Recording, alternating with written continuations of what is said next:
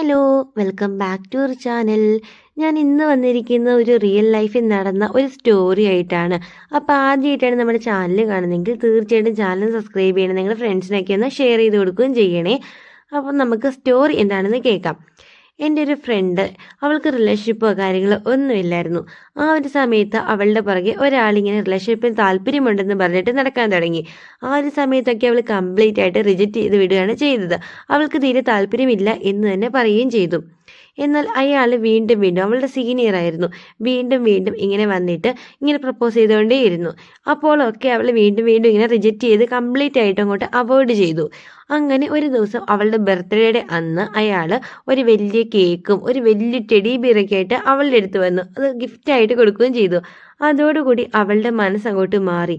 അവൾക്ക് പിന്നെ അയാളോട് ഭയങ്കരമായിട്ടൊരു സ്നേഹമായി. പിന്നെ അവർ തമ്മിൽ കമ്മിറ്റഡ് ആയി, നല്ലൊരു റിലേഷൻഷിപ്പായിരുന്നു. ഒരു ഹാപ്പി കപ്പിൾസ് ആയിട്ട് അവരിങ്ങനെ അടിച്ച് പൊളിച്ച് നടക്കാൻ തുടങ്ങി കോളേജിൽ കൂടെയൊക്കെ. പിന്നെ ഇവർ രണ്ടുപേരും സെയിം കാസ്റ്റ് ഒക്കെ ആയിരുന്നു. ഇവളെക്കാളും കുറച്ച് ഏജ് ഡിഫറൻസും കാര്യങ്ങളൊക്കെ അയാളുമായിട്ടുണ്ടായിരുന്നു. അപ്പോൾ വീട്ടിലൊക്കെ എല്ലാവർക്കും സമ്മതമായിരുന്നു. ഇവള് ഇഷ്ടമെന്ന് പറഞ്ഞ കാര്യങ്ങളൊക്കെ അയാൾ ഒറ്റ മോനായിരുന്നു. പുള്ളിയുടെ വീട്ടിൽ പോയി പറഞ്ഞിട്ട് അവർക്കും ഒക്കെ ഇവളെ ഇഷ്ടമായി. അങ്ങനെ ഇരിക്കുകയാണ് നമ്മുടെ ലോക്ക്ഡൗണും കാര്യങ്ങളൊക്കെ വരുന്നത്. ലോക്ക്ഡൗൺ വന്നപ്പോഴത്തേക്കും രണ്ടുപേരും രണ്ട് വീട്ടിലൊക്കെ ആയിപ്പോയി. ഇവരുടെ ഫോൺ വിളിയും കാര്യങ്ങളൊക്കെ നന്നായിട്ട് കുറഞ്ഞു. കമ്മ്യൂണിക്കേഷൻ എന്ന് പറയുന്ന നല്ലൊരു ഗ്യാപ്പ് ഉണ്ടായി ആ ഒരു ടൈമിൽ. അങ്ങനെ ഇരിക്കെ ഇവൾ ഫോൺ വിളിച്ചിട്ടുണ്ടെങ്കിൽ അയാൾ ഫോണൊന്നും എടുക്കാതെയായി. പിന്നെ എന്താ കാര്യം ഇങ്ങനെ തപ്പിക്കൊണ്ടിരുന്നപ്പോൾ ഇവളോട് വേറൊരു ഫ്രണ്ട്, അയാളുടെ വീടിൻ്റെ അടുത്തുള്ള ഒരു ഫ്രണ്ടാണ് ഇവളോട് ഈ ഒരു കാര്യം പറഞ്ഞത്. ഇനി കാര്യം എന്താണെന്നല്ലേ, അയാൾ വേറൊരു പെൺകുട്ടിയായിട്ട് കമ്മിറ്റഡ് ആയി. അയാളുടെ തന്നെ ഫാമിലിയിലുള്ള ഒരു പെൺകുട്ടിയായിട്ട് അയാൾ ഇഷ്ടത്തിലായി. അതുകൊണ്ടാണ് ഇവളെ കംപ്ലീറ്റ് ആയിട്ട് അങ്ങോട്ട് റിജക്റ്റ് ചെയ്തത്. ആ ഒരു പയ്യൻ്റെ വീട്ടിൽ അവൻ്റെ അമ്മയ്ക്കും അച്ഛനും ഒക്കെ ഇവളെ ഭയങ്കരമായിട്ട് ഇഷ്ടമായിരുന്നു. എന്നിട്ട് അവർ വിളിച്ചിട്ട് ഇത് കോംപ്രമൈസ് ആക്കാനൊക്കെ നോക്കി. പക്ഷെ അവളെ ഒട്ടും സമ്മതിച്ചു കൊടുത്തില്ല. കാരണം ഒരു തവണ അവൾക്ക് അവനോടുള്ളൊരു വിശ്വാസം അതങ്ങോട്ട് ബ്രേക്കായി. പിന്നെ ഒരിക്കലും അവൾക്ക് പഴയതുപോലെ വിശ്വസിച്ച് അങ്ങനെ സ്നേഹിക്കാൻ പറ്റില്ല എന്ന് അവൾ അങ്ങോട്ട് പറയുകയും ചെയ്തു. ആ ഒരു റിലേഷൻഷിപ്പ് അവിടെ കൊണ്ട് അവസാനിക്കുകയാണ് ചെയ്തത്. ഈ ഒരു സ്റ്റോറി കേട്ടിട്ട് നിങ്ങൾക്ക് എന്താണ് തോന്നിയത് എന്നൊന്ന് കമൻറ്റ് ചെയ്യണേ. അപ്പം ഒരാൾ ഇഷ്ടപ്പെടുകയാണെങ്കിൽ അയാളെ കല്യാണം കഴിക്കാൻ വേണ്ടിയിട്ട് മാത്രമായിട്ട് നിങ്ങൾ ഇഷ്ടപ്പെടുക. അല്ലാതെ ഇടയ്ക്ക് ഇങ്ങനെ ഇട്ടിട്ട് പോകാനാണെങ്കിൽ ആ ഒരു റിലേഷൻഷിപ്പ് വെക്കാതിരിക്കുന്നതായിരിക്കും നല്ലത്.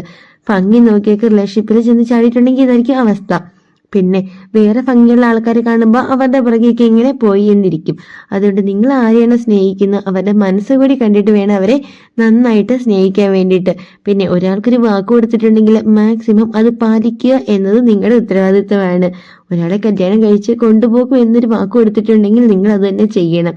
അല്ലാതെ വേറെ ഭംഗിയുള്ള ഒരാളെ കാണുമ്പോഴത്തേക്കും ഇങ്ങനെ ഇട്ടിട്ട് പോകാനാണെങ്കിൽ നിങ്ങൾ ഒരിടത്തും എത്തില്ല എന്നതാണ് സത്യം. നിങ്ങൾ ഒരു പെൺകുട്ടീനെ ഇഷ്ടപ്പെട്ടിട്ടുണ്ടെങ്കിൽ ആത്മാർത്ഥമായിട്ട് അവരെ സ്നേഹിക്കാൻ നോക്കുക. അതാണ് ഒന്നാമത് ചെയ്യേണ്ട കാര്യം.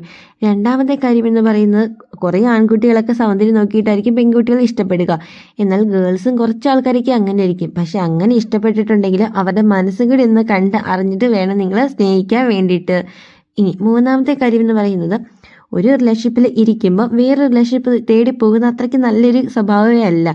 നിങ്ങൾക്ക് ആ ഒരു റിലേഷൻഷിപ്പ് ഇഷ്ടമല്ലെങ്കിൽ അത് അവിടെ പറഞ്ഞ് അവസാനിക്കുക. ഒന്ന് വെച്ചുകൊണ്ട് വേറെ ഒന്ന് കൊണ്ടു നടക്കുന്നതെന്ന് പറയുന്നത് വളരെ ബോറായിട്ടുള്ളൊരു പരിപാടിയാണ്. ഇനി നാലാമത്തെ കാര്യം എന്ന് പറയുന്നത്, നിങ്ങൾ ഒരാൾക്ക് വാക്ക് കൊടുക്കുകയാണെങ്കിൽ അത് ആത്മാർത്ഥമായിട്ട് തന്നെ വേണം കൊടുക്കാൻ വേണ്ടിയിട്ട്.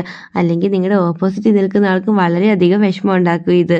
അപ്പോൾ ഈ കാര്യങ്ങളൊക്കെ എല്ലാവരും ഒന്ന് ശ്രദ്ധിക്കണം. അപ്പോൾ റിലേഷൻഷിപ്പിൽ ഉള്ളവർ ആ ഒരു റിലേഷൻഷിപ്പ് വെച്ചുകൊണ്ട് വേറെ ഒരു റിലേഷൻഷിപ്പിലേക്ക് പോവാതെ ഉള്ള ആളെയൊക്കെ നല്ല രീതിയിൽ സ്നേഹിച്ച് മുമ്പോട്ട് പോവുകയാണെങ്കിൽ അത് ലോങ് ലൈഫ് നിങ്ങളുടെ കൂടെ ഉണ്ടാകുന്നതാണ്.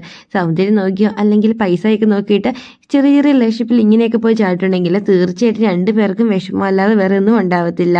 അപ്പോൾ ഇന്നത്തെ വീഡിയോ എല്ലാവർക്കും ഇഷ്ടമായി എന്ന് വിചാരിക്കുന്നു. വീഡിയോ ഇഷ്ടമായി തീർച്ചയായിട്ടും സപ്പോർട്ട് ചെയ്യണേ. Thank you for watching.